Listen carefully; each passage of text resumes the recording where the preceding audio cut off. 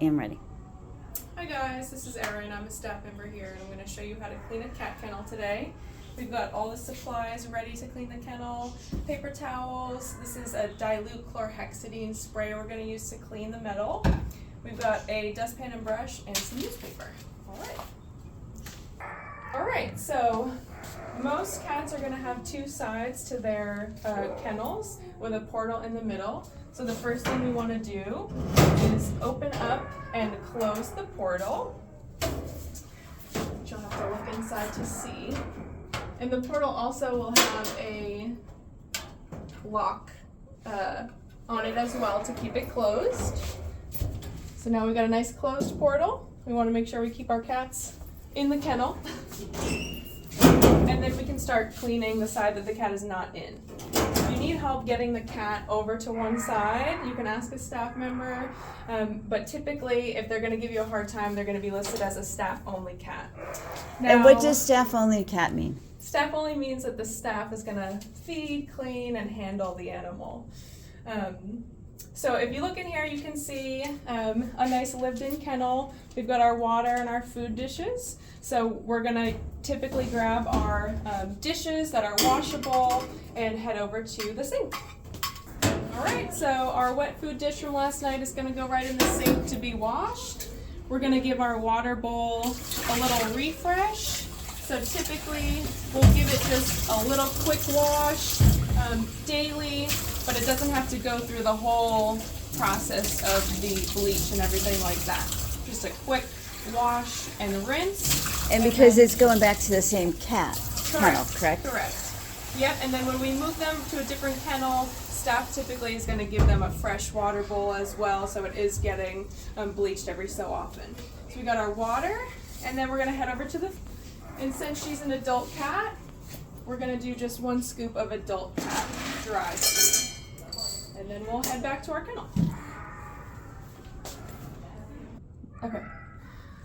I'll typically get my food and water ready and keep it out of the way and put it in at the end, just so I'm not getting any litter or spray in the fresh food and water.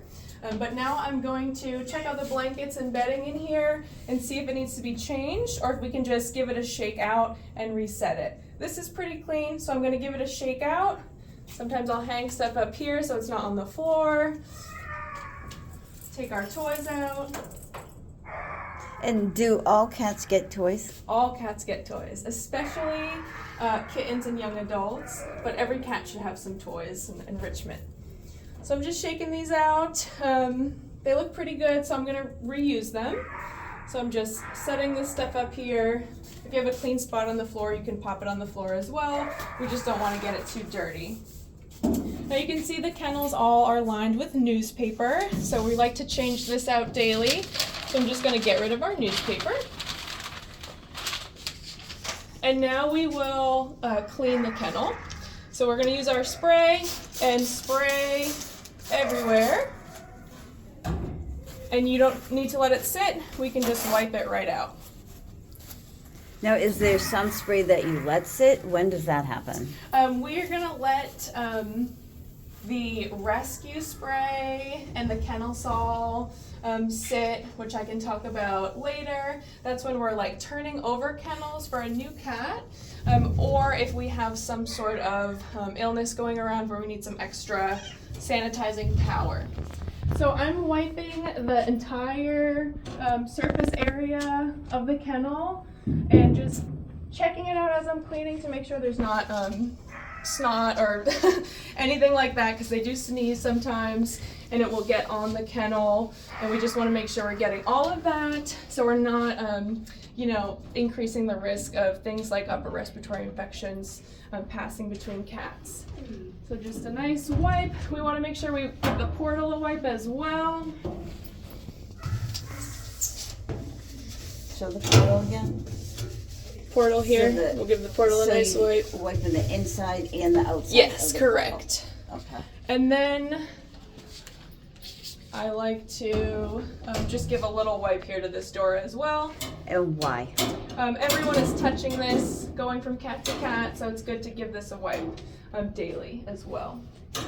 And then do you also wipe the Yes, I'm gonna do that once I get these off. But yeah, we want to make sure we're wiping like every surface, because the cats usually are touching every surface. So I'm gonna grab my newspapers, and I've just got a whole stack here. But the way we like to do it is make sure there's at least 2 full sheets down, and that covers a nice surface area here.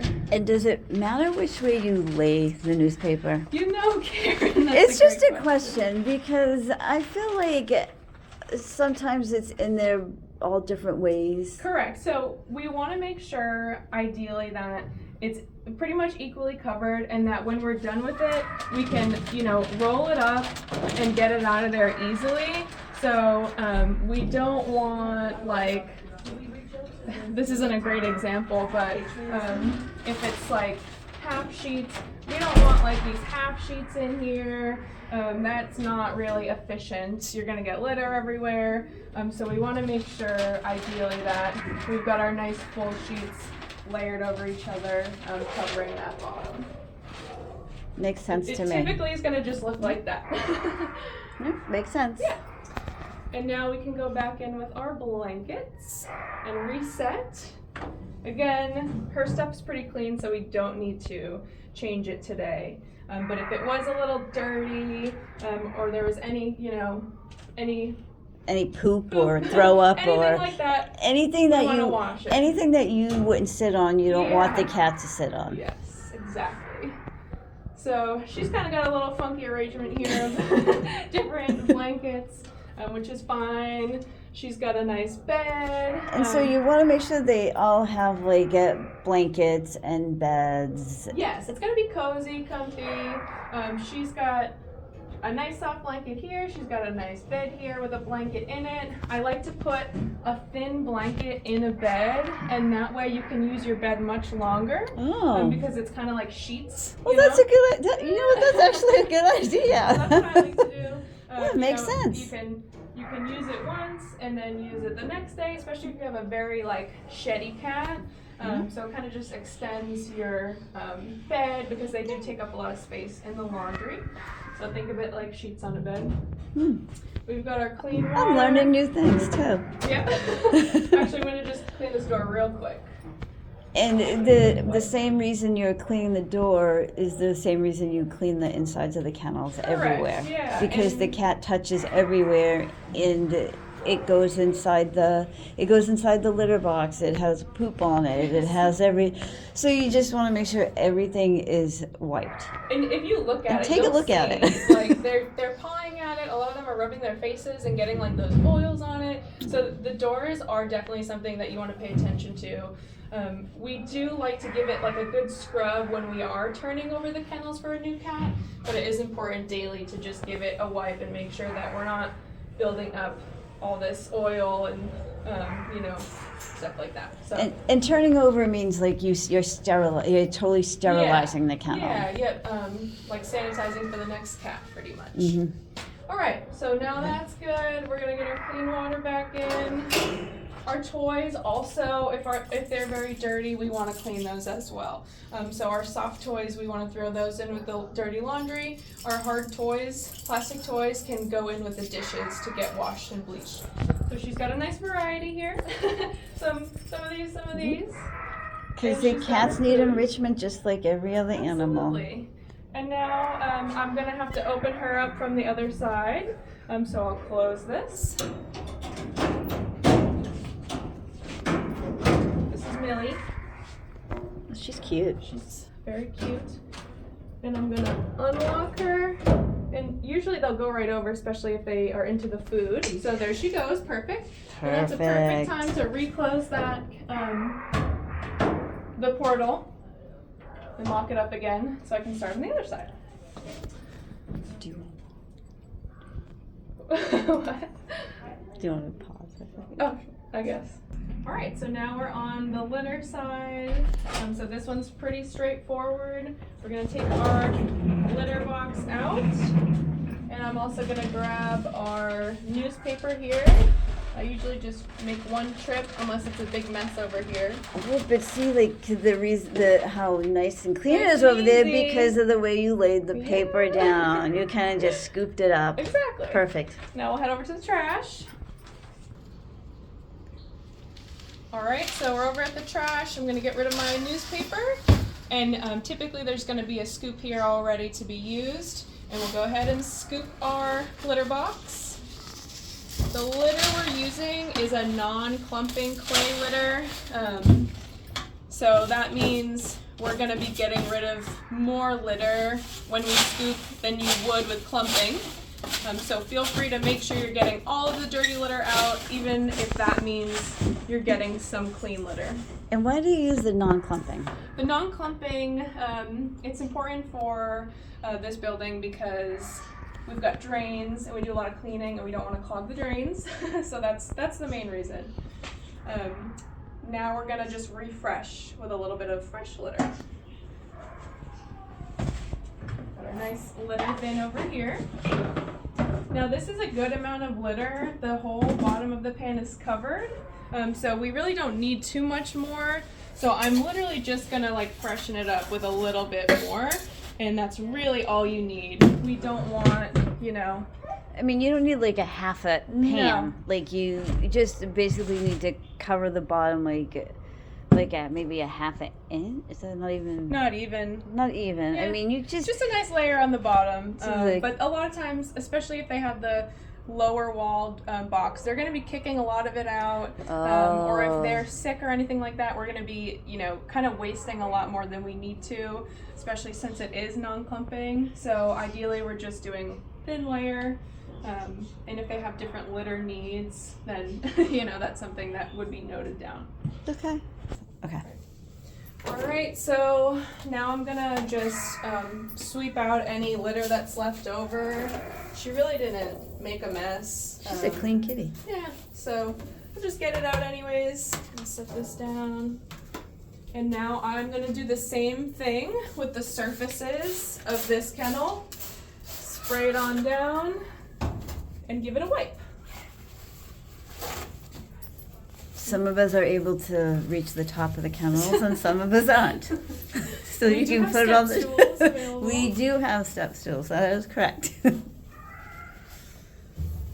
you just want to make sure, like from top to bottom, not just like halfway, because the cat, as you can see, like even Millie, she can reach the top of the kennel. Oh yeah. You wanna make sure everything is There's wiped nothing on where the the cat can ceiling. touch. Get a little more. Do our portal. And you want to do portal, like Erin said, on both sides, the inside and the outside. Yes. And our door. Millie is enjoying this. She's really cute. This is cat enrichment. You helping? All right. And we're gonna newspaper again. And now, what if there was two cats in that kennel? Because I know sometimes there's bonded cats that come in. So what would you do? Do they each get separate dishes? Do they get separate, even though they're in the same kennels, do they get separate litter boxes? Like, I don't just... So we want to make sure they have a large enough litter box. So this is like a larger size of the metal one. She's So cute. demonstrating. So sometimes if they have like messy litter habits and it's just one, we'll give them one of these. Otherwise, they're probably gonna have a small one. But if there's two, you definitely want to make sure, or if they're a large cat, that they have a larger box. But if there's two cats, as far as, you know, this side, we really only need one bowl of food, dry food. They're gonna just share that. Even if it's like a kitten and an adult, they can just eat the kitten food in one bowl. Okay, so if it's if it's like a mama cat and a kitten, yes, we'll do they kitten. get kitten food. Correct. And yeah. it would probably just one dish. One dish, that's all they need, because they're gonna share again, and they're not gonna know the difference between what food they're supposed to eat. So 1 dish of dry, and then when it comes to feeding wet food in the afternoon, we can do 2 portions, so we make sure that each cat is getting their dish and they get a chance to eat. But for dry, we'll just do one water bowl, and then as far as like the toys and the bedding and everything, this wouldn't be ideal because it's just really one bed. So we would probably want to put something else in here to give them more space, which I can show you right over here. And who would decide, like who decides? So the staff will set up the kennels originally. Yes. So they would be the ones to decide, like, if the cat has, like, litter box issues, so they would know what. So if you're a new volunteer and you're cleaning the kennel for the first time, you kind of want to match what's in the kennel. Yes, yeah, but if you're noticing, like, when you're cleaning a cat, if there's litter everywhere, or, you're noticing something that seems odd, just, like, tell a staff member, and then we can decide, okay, we're going to do a bigger litter box, or we're going to do, X, Y, Z. But here's a good example of a cage that would be good for 2 cats. We've got, obviously it's larger, but we've got here this plastic bed, which is great even for like a regular size kennel because it's giving them like vertical space. So they've got the space underneath and the space on top, so you're kind of just giving them more room. And we all know cats like to get on top of They stuff. They do, yeah. That's a good example of a setup cage. That's our normal sized small litter pan. Perfect. Alright, so now that I'm done cleaning the kennel, I'm going to go ahead and just clean up my area. So I'm going to get any trash out of here. And I'm also going to get anything off the top of the kennel and put it back. Pause if you want. Okay, you ready? Yeah. And I'm also going to sweep up my area here. You can make a big mess while you're cleaning. You just want to make sure that you're getting those floors swept afterwards and making sure you're sweeping under the cage banks as well. You can find all sorts of goodies under there if it's not swept regularly. And I know, like, right now you're in the overflow area. Yes. So if we were doing a kennel in the adoption area, once all the kennels are cleaned, Yes. After you're done sweeping, you would mop, correct? Yes, yeah, as long as there's time. Ideally, we're gonna scrub the floors. Sometimes we have a ton of cats and you just don't have time in your shift, and that's okay. But if there's time, definitely, we definitely want it swept every day. But as long as we can manage, scrubbing the floor is ideal daily as well. All right, so now your kennel's clean. If you have any questions about cleaning a kennel or a specific cat, just ask staff. Or this video. Like, if Yes. you have any questions, just Any questions at ask. all? Okay. Thank you, Erin. You're welcome.